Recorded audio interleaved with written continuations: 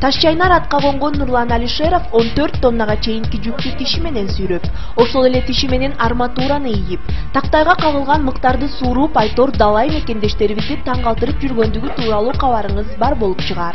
Эми болсо бул инсан эл аралык сынактарда өзүн сынап көрүүнү көздөп турган чак экен. Турцияга, Кытайга, Москва, Украина заявка берилген. Алгачкы эң биринчиси ошо Турцияга жолдомо алабыз деп турабыз, Кудай буйрса. Жакын арада датасын точно белгилеп айтабыз деди. Кастинг болуп өткөн, кастингден өткөндөн кийин сентябрь айында Турцияда ошо биринчи тур башталат экен да. Ошо кастингге барып кириш үчүн биринчи өз каражатынан барып киришибиз керек экен. Кастингден өтүп кетсек, Кудай буйруп. Калган каржыларды ошо Турциядан өздөрү каржылап берет деп айтты да. Азыр ал боюнча иш алып барып атат.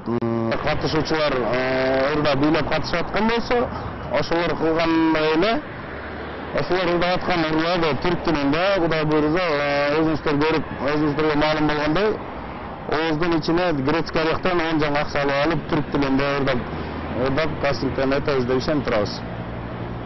Андан соң башка дагы көрсөтө турган номерлерибиз бар. Гиннеске бул учурга чейин эгер каражаты болгондо кирип кетмекчи, өзүңүздөр көрүп жүрөсүздөр.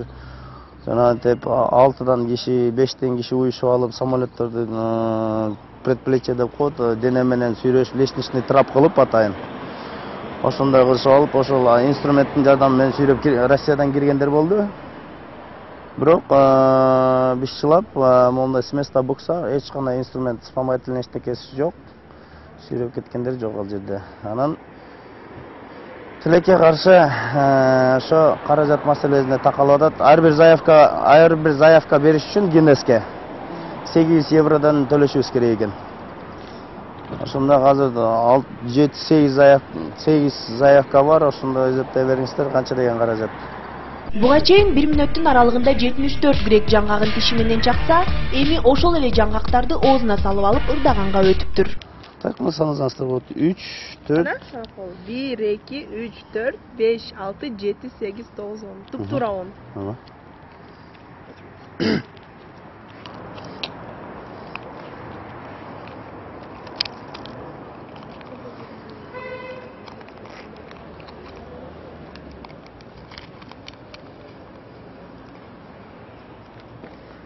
Oldu.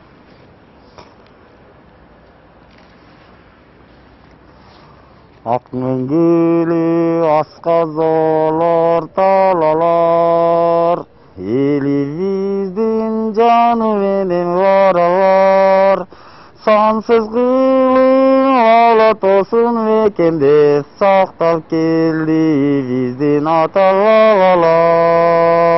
Buyursa azı Turciyaga barganda, Кудай буйрса биринчи кыргыздын гимнин ырдап, анан түрк тилинде ырдайбыз деп турабыз. Ошо ар бир выходто чыккан сайын түркчө ырларды ырдап, анан Кудай буйрса аркасынан көрсөтө турган номерлер бар да. Жолдошу кылай.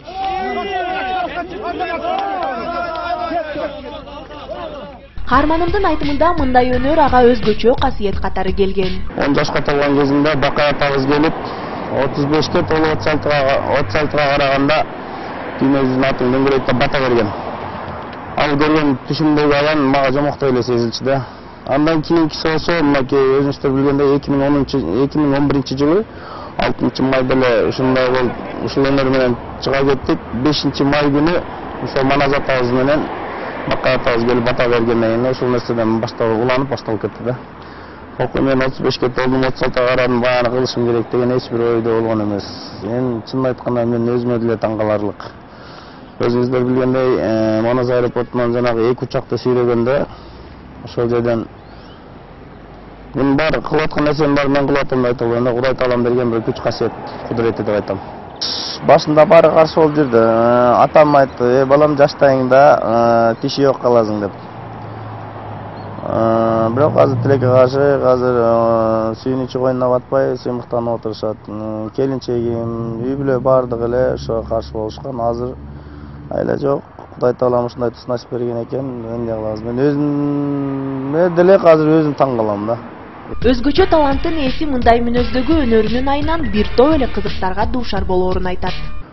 Эң кызыктуусу, эң алгачкы биринчи окуялардын бири ошол болгон. Нейрохирургка барып, кулак менен машина сүйрөдүм, тиш менен сүйрөдүм. Эми мынау кожадан тешип туруп, кожаны могу колдун кожасынан тешип бир кольцо мынау жагына бир кольцо салып бериңиз, тростун күрчөгү илине турган болуп, кожа менен машина сүйрөйүн деп атам десем, сиз туура эле келдиңизби дейт. Сиз врачсызбы дедим. Ооба деди. Анда туура эле келген экенмин десем, үстүнкө ташка чыксаңыз чоң болуп психиатр деп жазылып турат дейт. Карай психиатрга жөнөдүт. Анан креслосунан туруп кабинетинен каллерге узатып чыгарып атпай, ой, мага психиатр кереги жок, сиздин өзүңүзгө психиатр кереги окшойт деп тамашалап күлдүм да. Анан кабинетинен коридорго узатып чыгарды, мен колуман жетелеп алып, байке кой бериңиз, көрбөсөңүз көрбөйм деле айтып койбойсузбу десем, коридордо күтүп отурган пациенттер эмне врач көрбөйт бекен дейт. Билбейм, силерди көрсө көрөт чыгар, мени көрбөйм деп атат десем, эмнеге дейт. Айтып берсем баары каткырып күлүштү да. Ар ким ар кандай айтат экен, вставной челюсть, анан жасалма тиштерди салдырып алган, анан андай кылган, мындай кылган деп. Ошол врачтын заключениясы менен ошо тишиме паспорт алдык да, мындай айтканда. Тиштин өзгөчөлүгү эмне? Медицинский исследование боюнча деди, бул окуу китеп боюнча. Адамда стандарт 32 тиш же болбосо 28 тиш болуш керек экен да. Меники бул жерден 29 тиш болуп атат да.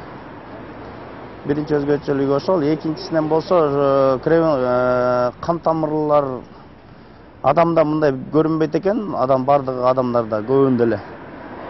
Тиштин өзгөчөлүгү эмне? Жанагы сыртта чет мамлекеттеги сверхъестественный люди адамдын бир өзгөчөлүгү бар нерселерди далилдешет. Изилдеп таап чыкканы ошол тишке келген кан тамырлар кровяной сосуд деп коет экен. Ошол абдан кандын айлануусун бат берет экен да, өзгөчөлүгү ошол менен чыгып атат деди. Айта кетчү нерсе, кыргыздын атактуу баатырларынын эрдиктерин да кайталасам дейт Таш Чайнар. Көп эле ошо тарыхчыларга көп эле ошо немелердин баарын суроо берип, кызыгып сурадык. Кожомкул балбаныбыз өз жылкысын Төбө Ашудан көтөрүп өткөн дейт. Ал жылкынын салмагы канча болгон? Канча аралыкта көтөрүп өткөн эч ким билбейт да. 21-кылымдын ошо жылкысы техника деп айта алам да. Кудай буйруса ошо Эскөл областында Аврора деген санаторийинде пристань бар экен. Ошол жерде биздин Кыргызстандын резиденциясында Москва деген теплоход бар экен, салмагы 120 тонна. Кудай буйруса, Кудайдын кудурети менен ошону багындырсак, Кудай буйруса, теплоходдон кийин Төбө Ашууга бет алып турабыз. Гиннеске ошол биздин Төбө Ашуудагы туннелдин ичинен туннелдин узундугу 3 километр. Биринчиден эмне бөйрөктүн бирөө жок, преимущество. Экинчиден ичинен бүт эксперттер чакырабыз, загазированность.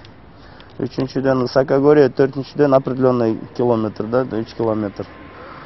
Ошонун ичинен Кудай буйруса бир машинаны тиш менен баш аягы сүйрөп алабыз, сүйрөп өтүп көрөлү деп турабыз. Өнөрүң болсо өргө чап деген сөздү туу туткан Нурлан Алишеров кыргыздын атын эл аралык сынактарда даңазалап, дүйнөлүк рекордторду багынтып, шакирттерин өстүрүп, кыскасы көптөгөн иштерди аткарсам дейт. Ал эми биз өнөр ээлерин өз учурунда колдоп коштогонду адатка айлантсак.